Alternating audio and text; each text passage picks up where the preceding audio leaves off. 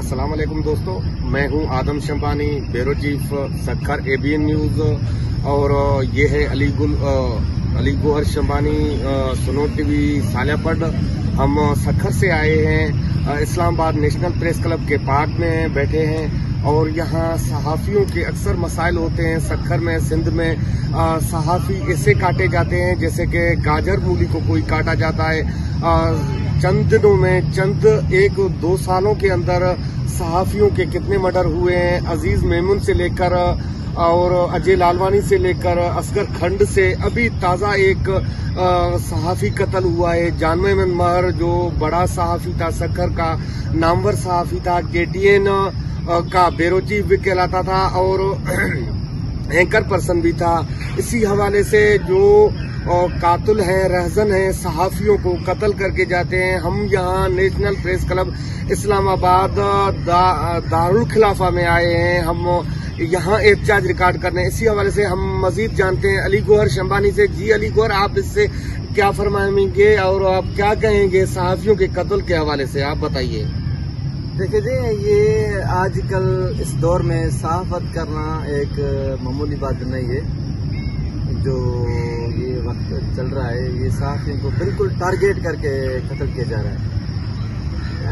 पूरे सिंध के 4 सूबों की मैं बात करूंगा, लेकिन सिंध के सूबा जो है ना, सहाफ़ियों के हवाले से तमाम एक खतरनाक अभी साबित हुआ है। सखर के दीगर इलाके शिकारपुर, कंदकोट या दीगर इजला हैं, वहाँ हमारे साथी जो है ना शहीद हो गए।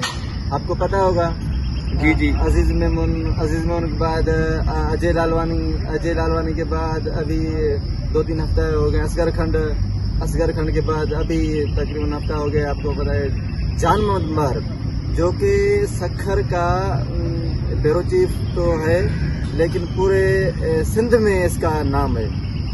न्यूज में, बल्कि सिंध तो कह ले पूरे पाकिस्तान में उसका नाम है। अच्छा सहाफ़ी था। बिल्कुल। ऐसे लोगों को टारगेट करके कत्ल करना, ये तमाम एक अफसोसनाक बात है। हम सखर से इस्लामाबाद आए, आज जानवेमन महर की 5 बजे यहाँ जो एहतजाज है वहाँ हम शरीक होंगे। अभी हम जो इसके दीगर इदारे हैं, पाकिस्तान के तमाम इदारे जो हैं, जो सहाफ़ियों के वाक़यात हो रहे हैं, इस मामले को उनको सीरियस देखना चाहिए ताकि सहाफ़ियों के कत्ल कम हो सके। हमें दीजिए इजाज़त। अपने मेज़बान आदम शंबानी को फिर होंगे किसी और प्रोग्राम और किसी बात पे हाज़िर। अल्लाह निगहबान।